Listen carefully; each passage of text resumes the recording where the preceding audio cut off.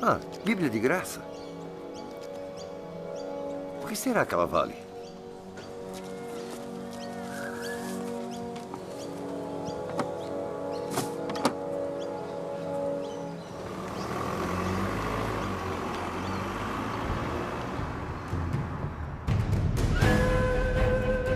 Além da busca.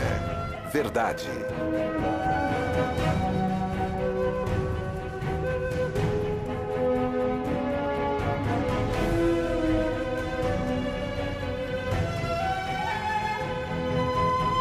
Liberdade.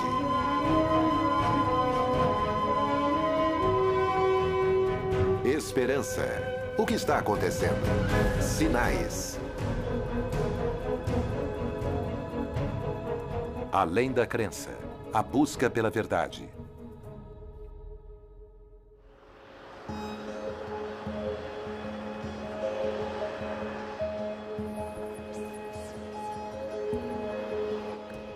Fronteira França-Itália. A Bíblia tem um passado duvidoso. Antes da imprensa, a Bíblia foi copiada à mão. Geralmente em uma língua que as pessoas comuns não entendiam. Além disso, a igreja proibia de ler a Bíblia. Mas a igreja não tinha o monopólio total das Bíblias. Há mais de 500 anos, havia um grupo herético de bandidos chamado Valdense. Eles viviam nos vales dos Valdenses, nos Alpes italianos, bem na fronteira com a França.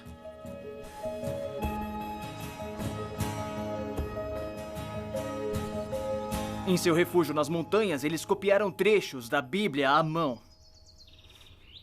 Diferentemente das Bíblias latinas, de propriedade das igrejas, a deles foi escrita em linguagem comum, o que fez dela popular e fácil de entender.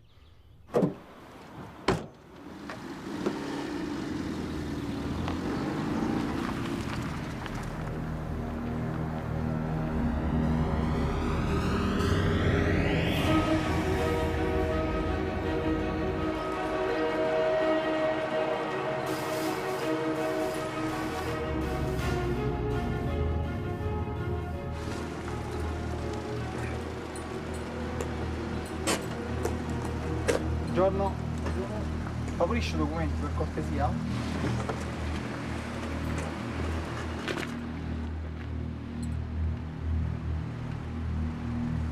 Grazie. Maresciallo, diamo un'occhiata alla macchina intanto?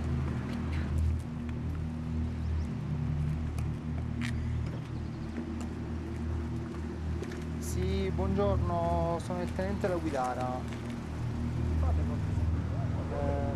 O que é isso? Um instrumento de sopro aborígene. Tudo bem. Sì, il soggetto è Murison John Alexander. Tá bom, obrigado. Imagine. 22 gennaio 1973.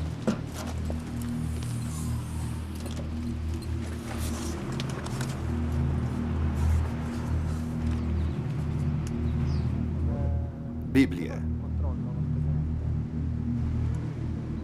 Presidente. A Bíblia? Sim. Murison John Alexander. Os valdenses escondiam o material ilegal em bolsos secretos e forros falsos. E o contrabandeavam na parte de baixo dos Alpes e em vilas e cidades da Europa. Disfarçados de comerciantes, eles procuravam pessoas que estavam cansadas da religião da igreja e ansiosas por uma imagem verdadeira de Deus. Tudo bem. Pode ir. Obrigado. Muitos valdenses foram presos e punidos rigorosamente. A maioria foi executada, mas isso não os impediu. Eles estavam preparados para serem torturados e assassinados pela Bíblia. Por quê? Bem, eles haviam lido a Bíblia e a vida deles mudou. Viram uma imagem verdadeira de Deus e era bem diferente daquela da religião da igreja. Então, por que depositaram tanta confiança na Bíblia?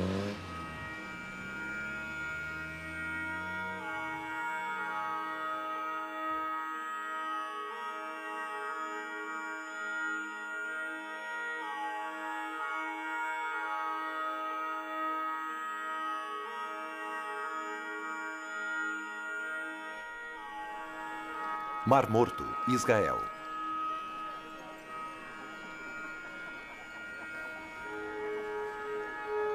Esse é o Mar Morto. Apesar das aparências, é um dos lugares mais inóspitos do planeta. Você não pode beber a água. Ela é 10 vezes mais salgada do que a do oceano, mas pode flutuar nela e pode esfregar lama em sua pele, o que supostamente a deixa mais vibrante e jovem. Eu imagino que isso aconteça depois de se enxaguar.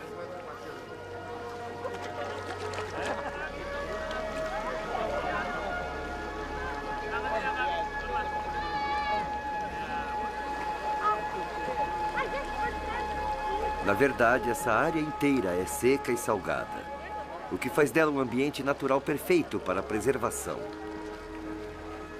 Talvez eu devesse ficar aqui por mais tempo.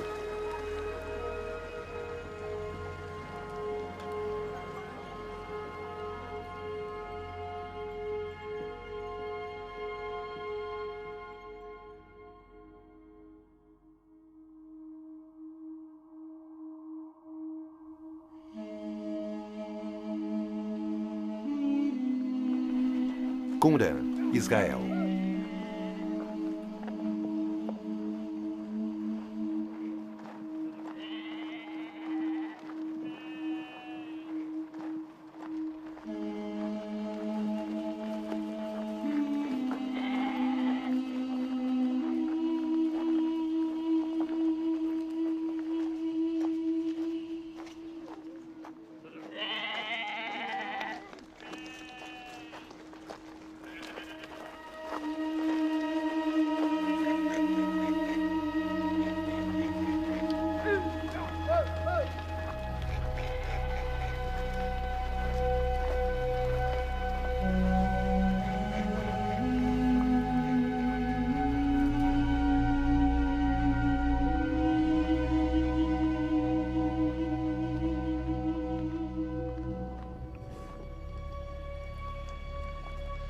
Talvez o melhor exemplo da habilidade de preservação desta área tenha vindo à tona de forma muito inesperada. Em 1947, segundo a história, um jovem beduíno, Muhammad o Lobo, e seu primo vieram aqui procurar uma cabra perdida. Achando que a cabra teria entrado em uma das muitas cavernas que existem por essa área, decidiram dar uma olhada nelas. Infelizmente, estava ficando escuro e, sem uma tocha, os meninos não conseguiam enxergar. Jogaram pedras numa caverna para ver se acertavam a cabra, para encontrá-la pelo balido. Mas eles não escutaram a cabra. Em vez disso, ouviram o som de cerâmica quebrada.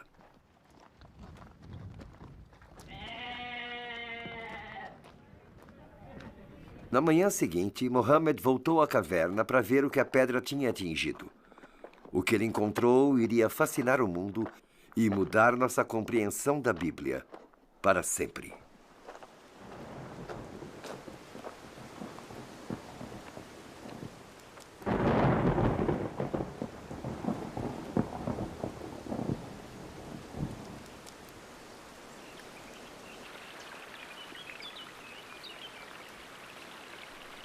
Colégio de Barba, Itália.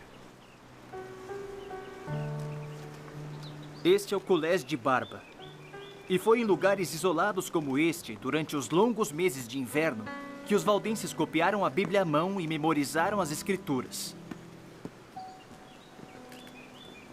Estas casas de copiagem se tornaram uma ameaça à autoridade da igreja, então ela contratou soldados para perseguirem os valdenses e impedir que eles espalhassem as Bíblias escritas à mão. É difícil imaginar esse tipo de perseguição acontecendo hoje, não é? I can't sleep, but at least I have my belief in this hungry land where the word of life is rare.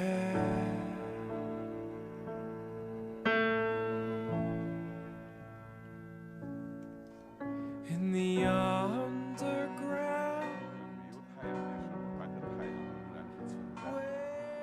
Às vezes em nossas vidas, o sol está coberto por algumas nuvens. Mas isso não significa que ele não exista. Ele ainda está lá. Com certeza.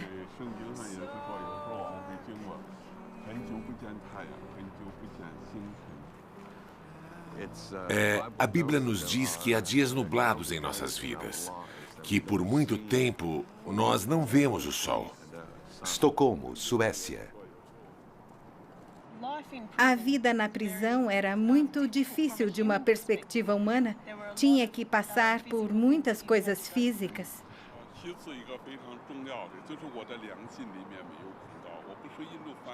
Eu era totalmente inocente. Nunca cometi nenhum crime.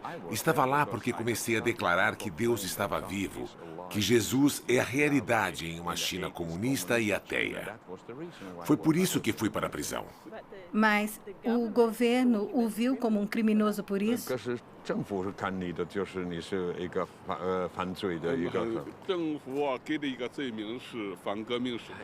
Eles me disseram que eu sou o contra-revolucionário mais perigoso da China. Eu nem entendia isso. Sou contra o quê? Porém, mais tarde, o Espírito Santo me fez entender. Quando você começa a pregar em uma nação comunista ateia, que fez lavagem cerebral nas pessoas, dizendo que não existe, e você começa a pregar que Deus está vivo, é claro que, do ponto de vista deles, você é contra-revolucionário.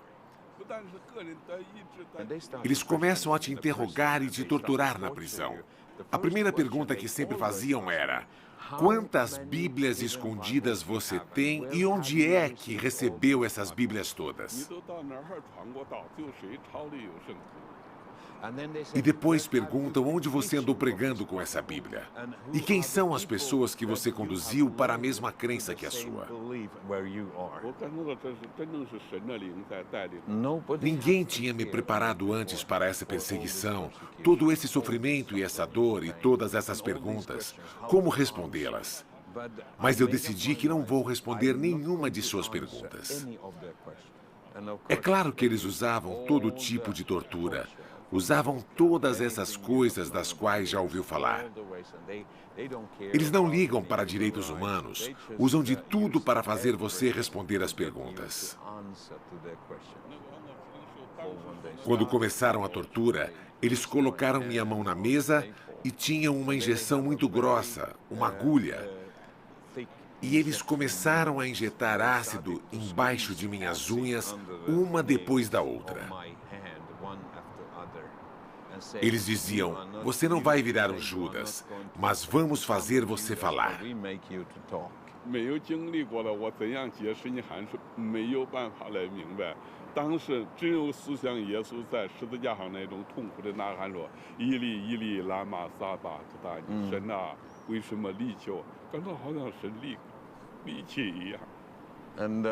E é impossível que outro ser humano entenda a intensidade da dor em seu corpo.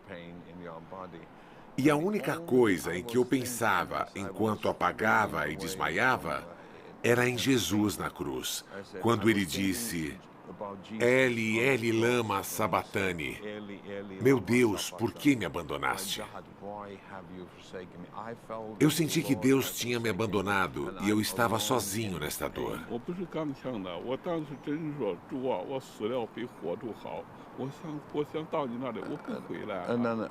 Eu não sou um crente muito forte.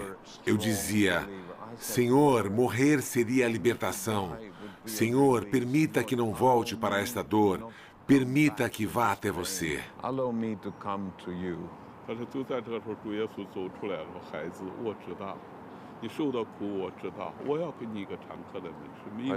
E esse foi o momento mais baixo, quando Jesus veio até mim e disse: meu filho, conheço toda a dor pela qual está passando.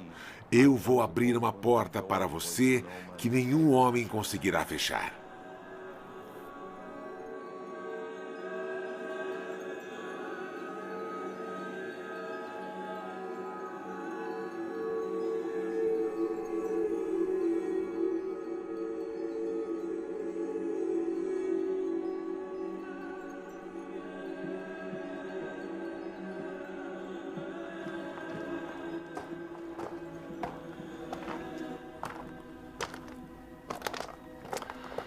O som que Mohammed ouviu na caverna foi de um pote se quebrando. Dentro dele havia pergaminhos, antigos documentos escritos à mão, que foram preservados dentro da caverna por gerações. colocados lá por uma seita de judeus conhecidos como essênios. E não havia só um recipiente ou só uma caverna. No final, descobriram que havia 11 cavernas e mais de 900 manuscritos. Os essênios esconderam os pergaminhos durante um período de perseguição religiosa pelos romanos, para evitar que eles fossem destruídos.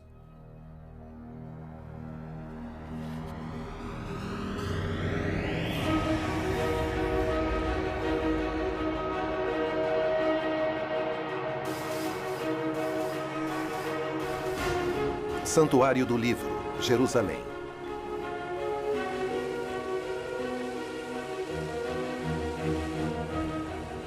Ao analisar os pergaminhos, estudiosos descobriram que a metade eram cópias manuscritas da Bíblia hebraica, o Antigo Testamento. Eles também descobriram, pelo estilo das letras, que muitos dos documentos haviam sido escritos mais de 100 anos antes do nascimento de Cristo. Por gerações, os estudiosos haviam discutido sobre a confiabilidade da Bíblia. Em cada nova cópia, em cada impressão, haveria enganos. As histórias da Bíblia haviam se tornado fantasiosas. Agora, os estudiosos tinham cópias de 2000 anos para comparar.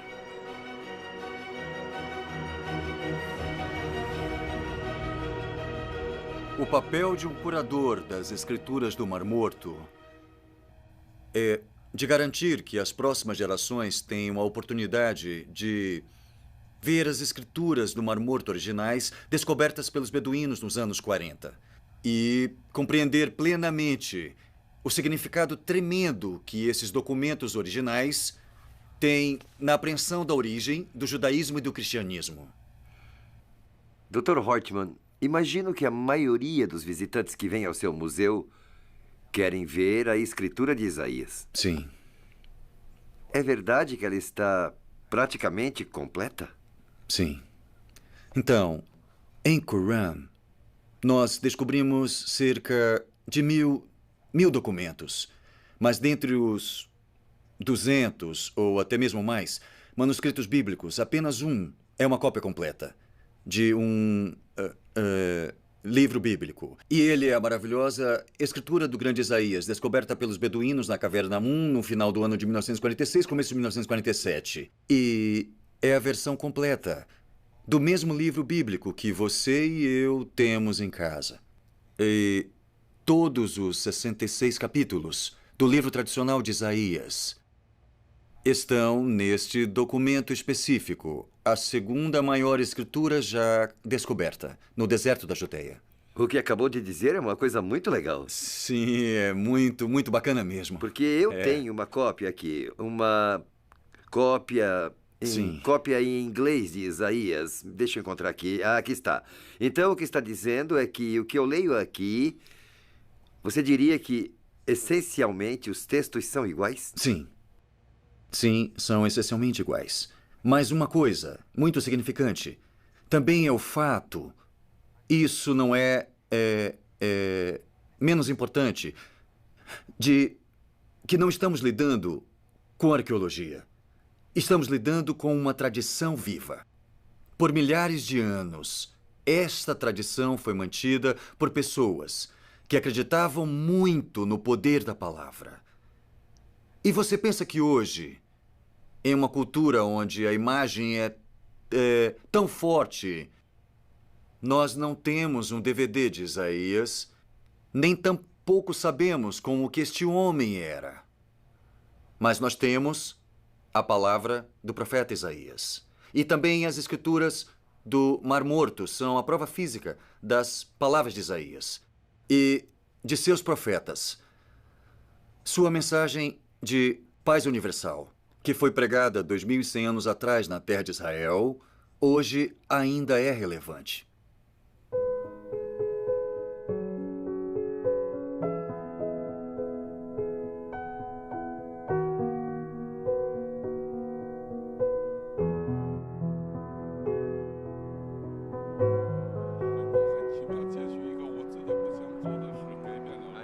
Eu nunca me esqueci do que aconteceu certa manhã, porque uma vez por semana a gente recebe um pedaço bem pequeno de pão no vapor. E eu estava com muita fome e estava pronto para começar a comer a minha pequena porção de pão, quando ouvi o Espírito Santo dizendo: deveria dar seu pão para o assassino. Eu não queria fazer isso. Eu estava totalmente... Eu sentia que estava precisando do pão. Eu estava falando com o Espírito Santo. Eu disse: Senhor, uma vez por semana eu ganho este pedaço pequeno de pão. Sou um ser humano. Meu corpo precisa de tudo o que tem neste pão para sobreviver mais uma semana.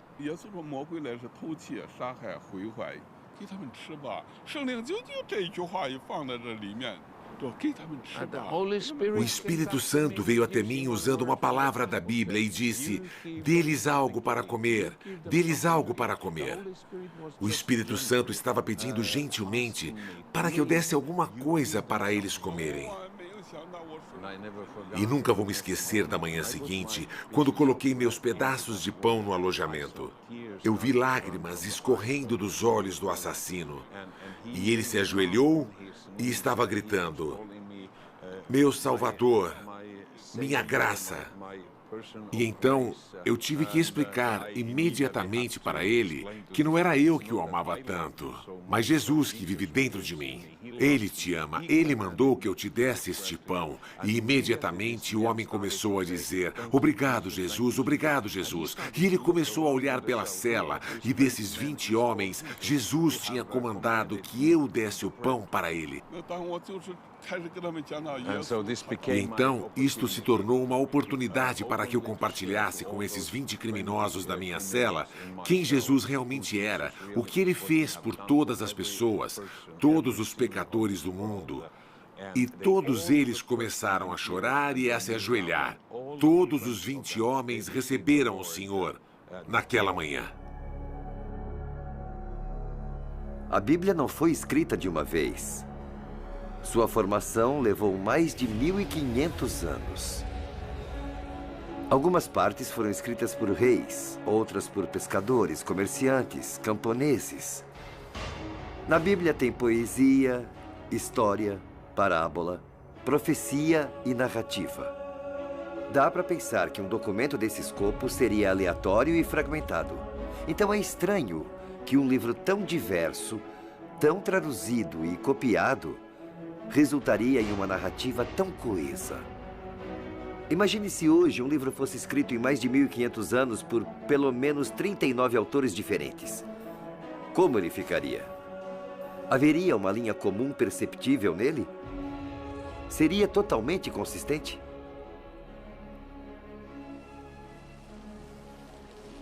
No mundo de hoje há muitas crenças diferentes. Mas além de todas essas crenças, há uma verdade sobre Deus que é claramente definida na Bíblia. Essencialmente, a Bíblia segue um enredo. Ela conta a história de Deus, livre, belo, poderoso, mesmo assim incompreendido. Ele pode falar ao mundo a existência, mas não vai forçar seu povo a amá-lo. A harmonia é abalada por uma catástrofe. Uma luta épica acontece. Aliens se envolvem. Um herói emerge. Um vilão é exposto. Há romance por todo lado.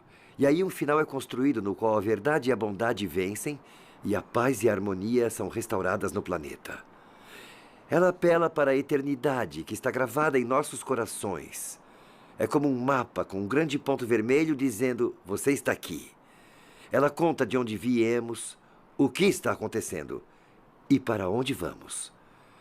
É a maior história já contada.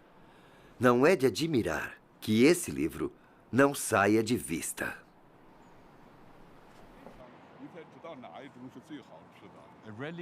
A religião é, no máximo, como ir a um restaurante e estudar o cardápio, mas nunca pedir e receber nada. Você só está lendo o que tem, mas nunca faz o pedido e nunca recebe. O verdadeiro cristianismo é uma experiência pessoal que consiste em receber Jesus em sua vida. E isso é uma coisa que muda a sua vida.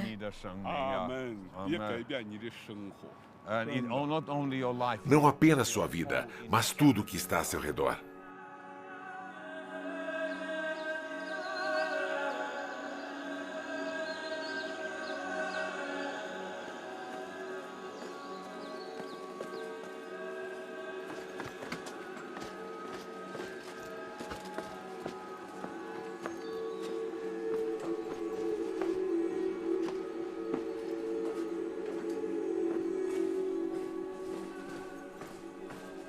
Por causa da perseguição, os valdenses foram obrigados a adorar em cavernas como esta. Aqui eles eram livres para ler a Bíblia e adorar a Deus em sua própria língua. Essa experiência pessoal é algo que ainda desfrutamos hoje. Alguns foram ridicularizados. Suas costas foram abertas com chicotes. Outros foram acorrentados em masmorras. Alguns mortos por apedrejamento. Outros serrados pela metade. Outros foram mortos com espadas. Alguns andaram vestidos com peles de ovelhas e de cabras, com fome, oprimidos e maltratados. Eram bons demais para este mundo. Vagaram por desertos e montanhas, escondendo-se em cavernas e em buracos no chão.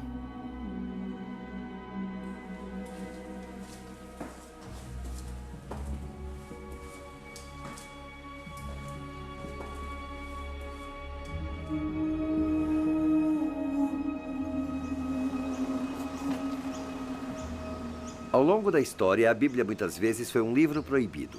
No entanto, em tempos de adversidade, a Bíblia floresceu. Milhões morreram para preservá-la. E hoje pessoas ainda sofrem e morrem. Todo esse comprometimento deve, no mínimo, fazer você questionar todo esse alarde. Quanto mais eu desvendo o enigma da Bíblia, mais eu vejo que ela mostra Deus por quem Ele realmente é. Ele é bom, Ele é justo, Ele é paciente e perdidamente apaixonado por todos nós.